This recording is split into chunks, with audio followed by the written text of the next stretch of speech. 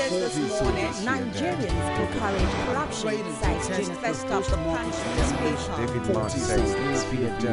Amidst Nigerian Governors Forum calls for Okonjo Iweala's resignation. Says new PDP. Page 2 of the Punch newspaper. The dailies every day on Core TV News.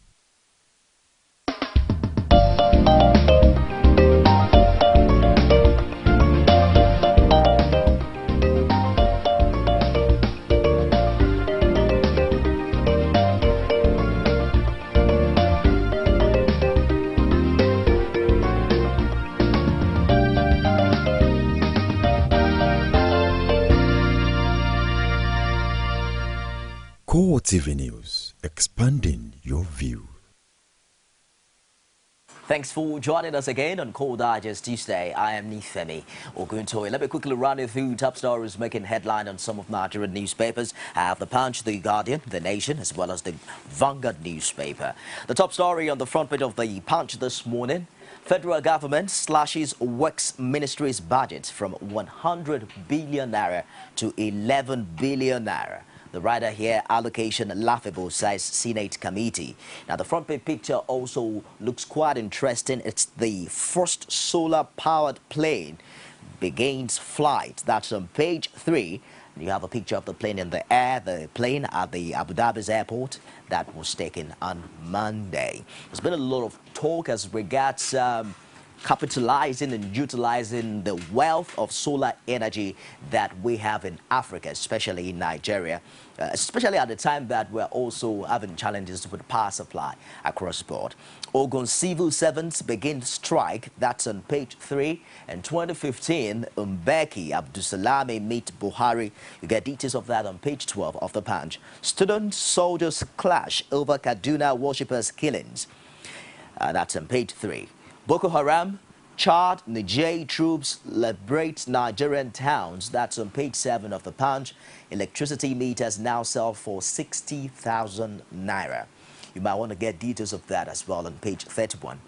Gunmen kill ex-policemen's parents, wife, children. Sad one on page 5 of the Punch. Countdown to the 2015 elections is 18 days to go. And there's democracy focus on page 3 of the Punch when hate speeches threaten an election. Let's move away quickly from there and check out the front page of the Guardian newspaper. World Bank admits ignoring own rules on fighting poverty. The writer here moves to tackle involuntary resettlement. You get all of that on the front page, and it also continues on page 2 of the Guardian. Customs suspends 23 officers over alleged extortion, rape. That's on page 4. And fire guts AIT studio, page 5 of the Guardian. That's less than 48 hours after fire also gutted the independent television and radio in Benin. Nigerian billionaire's son donates kidney to 21-year-old Israeli student. That's on page 12. And to other news notes on the front page of The Guardian: firms, ex-workers vow to press for justice in 20-year case. Journalists protest against rising political violence, attack on colleagues. That's on page 6. 2,150 barrels per day milestone as Oando's Q-Ibio field hits first oil. You get details of that on page 72 of The Guardian. Now let's move quickly and find out top stories on the front page of The Nation this morning. Polls. Anxiety groups African leaders, others over Nigeria. And Mbeki meets Jonathan, Buhari, Babangida on violence-free elections. Okay, all eyes on Nigeria as we count down to the rescheduled election, no doubt. The front page picture on The Nation, also quite terrifying. They call it tearful farewell on the front page of The Nation newspaper, and it's relatives of some of the 33 Cameroonian soldiers that were killed in the battle against Boko Haram militants at their funeral at the military headquarters in Yaoundé. That happened at the weekend. Army puts generals, 20 others on trial. Falana pleads for accused. Get details of that on page 4 of The Nation. I'll confront insecurity with grit, says Buhari. Okorocha, 7 PDP governors to join APC, and PDP steps up campaign against Jega card reader PVCs. Jonathan has divided Nigerians, say Tinubu Oshomole. Our last point of call is the Vanguard newspaper this morning, and the top story here says PDP governors kick as INEC insists on card readers.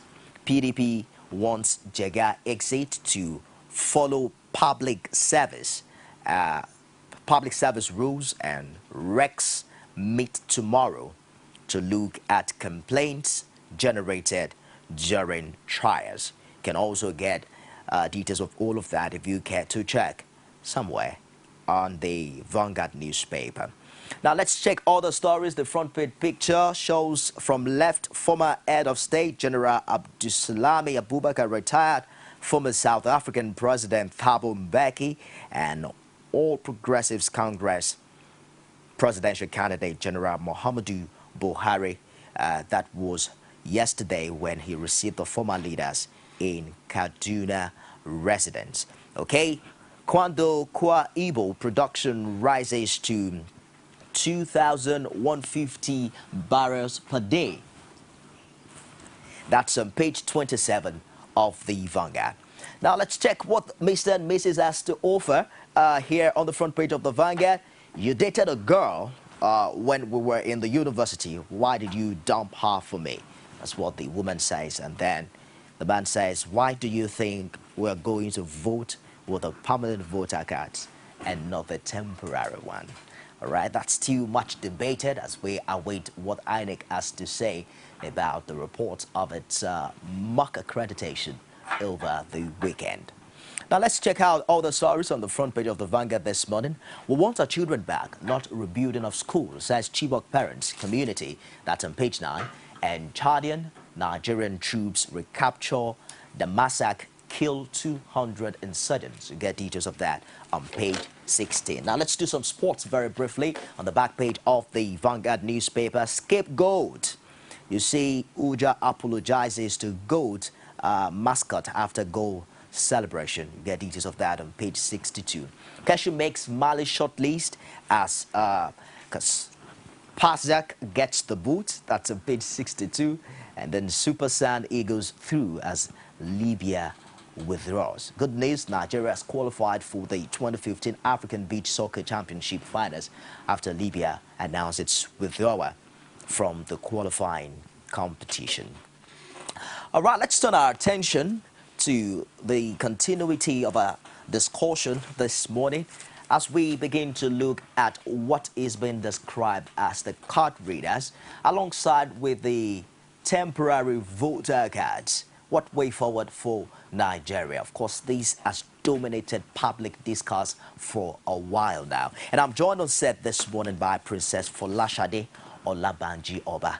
Good morning, ma, and thank you for finding time to join us. Good morning, Nifemi. How are you? Let me quickly add that she's an APC stalwart so that you can hold in for whatever comments she makes on the show this morning. And I have no apologies for that. You're welcome. Is there any political coloration as regards the use of the card readers ahead the rescheduled elections in Nigeria? Well, I want to believe no. It's just that the job at hand concerning the card reader, we've got to allow INEC to do its job. Now, they just had a mock in 12 states. Based on what they've said so far, it's okay, a little job to be done. Now, the reports are supposed to be out tomorrow. We're waiting for the reports. I think we should concentrate on the outcome of that report and whatever that needs to be done between now and the 28th to getting it done, rather than just saying no card reader, and just making all this noise and concentrating on Jega. But how will you describe the kind of romantic affection that your party suddenly begins to show to the INEC principal, or like in 2011 where APC criticized Professor Atari Jega for overseeing a very controversial election in Nigeria? I wouldn't say sudden.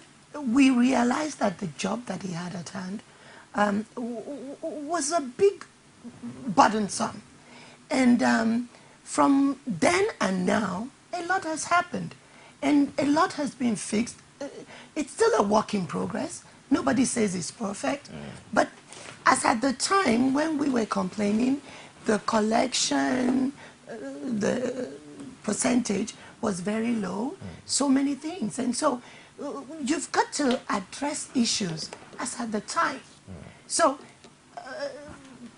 now we know that a lot of people, at least between 70 to over 80%, have collected the PVC.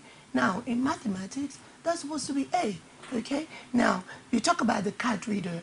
We're interested because this is an election like no other, and the credibility of who votes or who is eligible to vote is at stake here. Now, no one is saying card reader is what you're going to use to vote. It's the accreditation. And so it's important that we make this election as credible as possible, free and fair, and peaceful. We have a peaceful transition. Now, this just helps us, you know, to kind of reassure the Nigerians and international community that we're doing everything to make sure that this turns out to be one of the best elections that we've had so far in terms of credibility. Okay, a PDP governor Yes. has also quoted the INEC chairman as saying that the reason why the card readers were not used for Osun and Ekiti election was because those elections were quite sensitive. So how do you describe the sensitivity of the general election if indeed the INEC chairman said that? Well, if he did he said that, I'm not aware of it. And I wouldn't know under what circumstance he did say that. But right here, I still believe that INEC has the authority to decide on what, you know, and we should really let them do their job. So, okay, it's all right.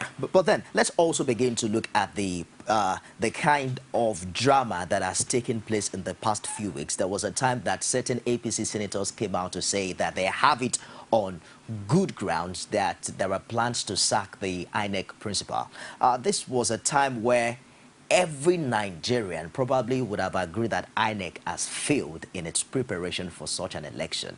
This election was supposed to hold February 14. INEC said it was ready. And then you know what transpired afterwards. It was just recently that we're recording over 80% collection rate of PVC. It is just now that we started testing PVCs in 12 states across the federation. What if the elections, you know, were held in February 14? So why would your party come against sanctioning such failed leadership at such a time? well, I wouldn't say Jega has failed. Like I told you, it is a work in progress. And as at the time that you said they were requesting for its removal, now, Jega's removal is not just what somebody or one person can decide. It has to go to the Senate. The process, there's a process. So because somebody asks for it, does not mean that automatically they're going to get it. And at this point now, yes, we were a little bit concerned when the dates were shifted, but we realized that it was needed, okay? And needed because of the things that needed to be put in place. Now, for us, we just want to be sure that we're cooperating and making sure that jointly we help, assist, instead of just putting a hammer on the institution and putting on the blame on one person. We cannot be like, okay, if we can, and I'll use my governor in Lagos State here. When you said that the collection rate was low, you know, we gave people free day off. Okay. We did awareness, you know, just to help the numbers. And that's where we are now. So rather than just sitting and complaining, you know, let's do whatever it takes to get the job done. You saw the mock accreditation over the weekend. How much Yes. faith do you have in the card reader? A lot of faith. Irrespective of the Yes. pockets of challenges. I see that as teething problems. It's not unusual, but it's not anything that cannot be fixed. And if you consider the percentage of the errors, I think it's fixable. Let me quickly take this call. You can also call in. Let's have your opinion on this issue, but endeavor to turn down the volume of your TV set while you do that. Hello, good morning. Good morning. What's your name and where are you calling from? Yeah, I'm from Delta. I can hardly hear you. Can you move away from where you are? Yeah, I really want to attribute to what the support they're talking about, because what I want to say... Just a minute before you go ahead. What's your name and where are you calling from? My name is Gacy. I'm calling from Delta State. You're calling from where? Delta State. Delta State. Please go ahead with your contribution, Gason. Yeah, regarding the PVCs. Well, with you, go ahead, please. Okay. So, for every... what I'm seeing here, what I'm talking about is it's making a very clear contribution to it. But you see, that's all the thing. I mean, they are talking about right now. From everything they said, from Nigeria as a country now, we are talking about over 100 million persons. And at least 90% of the people right now we are talking about is turning outright to at least to collectively attribute their votes to it. I mean, but technically, if you look at it now, we are trying to disenfranchise some persons. The PVC is not collectively. Distributed to every nook and cranny. It's fine. And that is what we are trying to disenfranchise some persons. That is the idea of it. I'm everything was very heavy. But want to be very free and fair. I say this clearly because not that I want to support PVC, I want to support APC, I want to support any party. But we want to call a spade a spade. Now, it's free for every nuclear and every one person, whoever we talk about. Our tribe. It's all right, Gason. Poor network connection there, but I think I could filter out the fact that the way it is now, as of last week, there about more than some millions of PVC are yet to be brought in by INEC, and it's looking at the possibility of an automatic disenfranchising for some eligible electorate. How do we place that in our clamor for the PVC and the card readers? INEC came out and said there was still some that they were waiting on, but pretty much now those PVCs are on their way to the people that we're talking about, and they're doing everything. I mean, you're going to realize now that they're working 7 days a week. You know, they've got extended hours. The logistics has gotten better, okay, and I think we still have 2 weeks. And let's just give them the benefit of doubt that, you know, they're doing an awesome job, and allow the process to work instead of getting everybody all excited against one another and saying this can't work. I want to trust that the president has said March 28th is sacrosanct, you know? And so let's all hold on to that and do whatever that we need to do to get that out of the way. It's all right. important. Let's take this call. Hello, good morning. Good morning. Yeah, good morning. Welcome to Call Digest. Yeah. What's your name and where are you calling from? Blessing by name. Blessing. Blessing by name. Blessing, where are you calling from, please? I'm calling from Ogun. Please go ahead with your contribution. Yeah. Actually, I want to contribute to your program. Go ahead, Blessing. Hello? Go ahead, Blessing. We're with you. Hello? We're with you. If you're there, go ahead with your contribution. I'm afraid we lost that. Keep trying. Poor network here, no doubt. But then you also recall that the last time that Professor Atairu Jega was at the floor of the Senate, a question was posed to him that what happens if the card reader malfunctions in a particular polling unit? What happens, you know, if certain people cannot be accredited? And it came up with even idea. Just a minute. We are connected now to the special assistant, I believe, to Mr. President of Public Relations, Dr. Olusoya Awuso. Good morning and thank you for joining us on the show today, Doctor. I'm afraid we lost that. We'll get back to that call when we can. But then we saw a professor given such, how did he put it down? He said there's a possibility of extending the election to the next day. Yes. How feasible is that? Very feasible. Now, we're talking about without time compromising management. the integrity Yes, yes, of the results. Yes. We're talking about, you know, time management. And, he was like, if needed.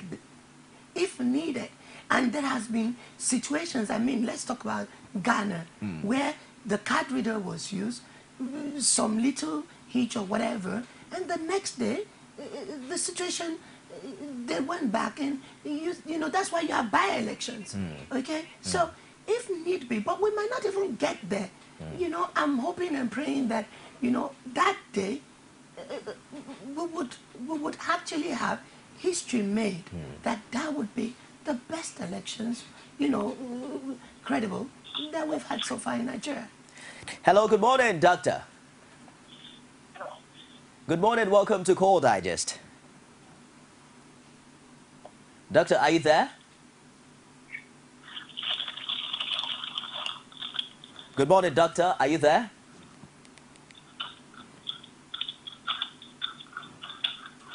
I'm afraid that we'll try that again. Very poor network we have here. But let's get back to the phone lines. We'll definitely find time to get the position of the People's Democratic Party as regards this. Good morning. Welcome to Call Digest.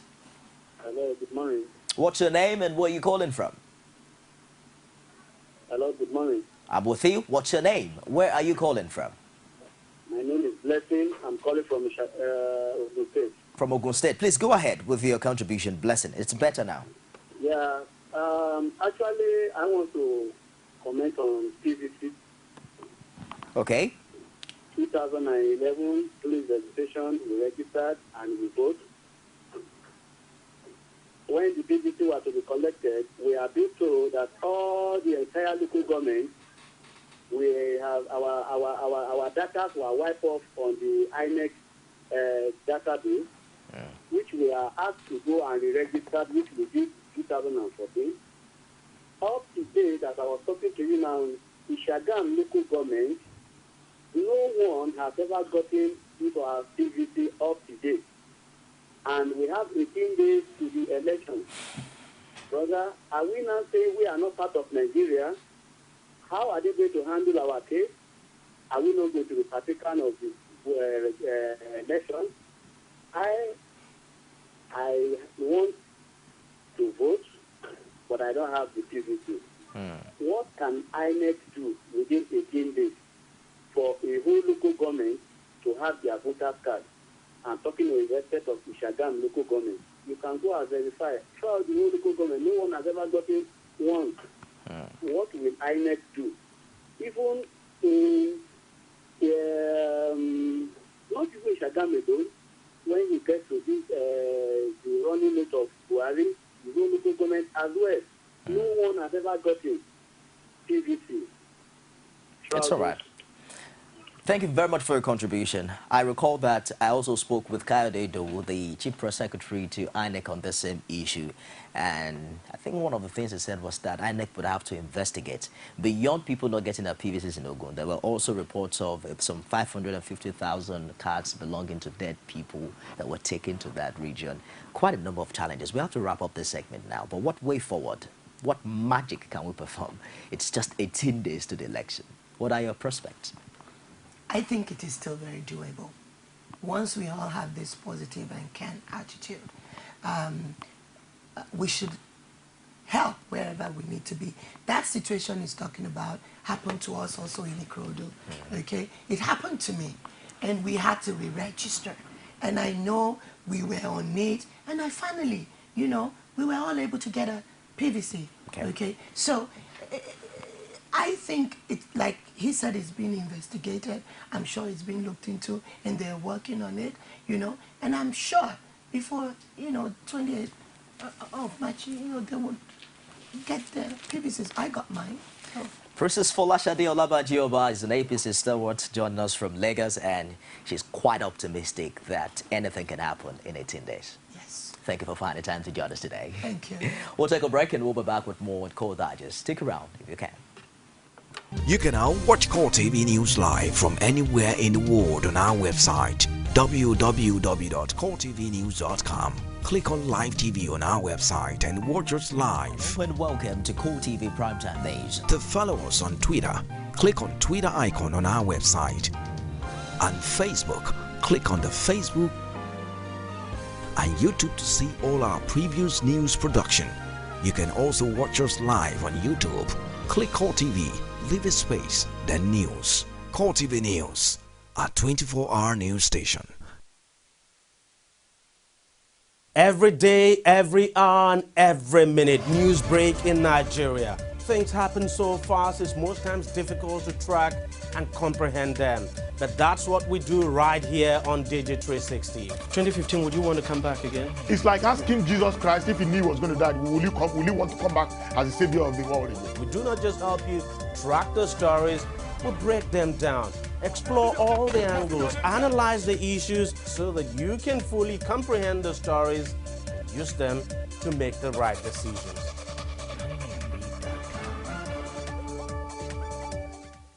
From time immemorial, women have birthed life, shaped character, and by extension, influenced the society. Moremi of Ife, Emoten of Benin, Queen Aminat of Zaria, all women of influence and power. Whether it's before election, after election.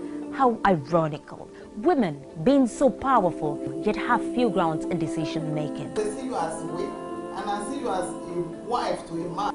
We are talking women in politics. A woman will be bold enough to stand up and say, I want to become president of Nigeria.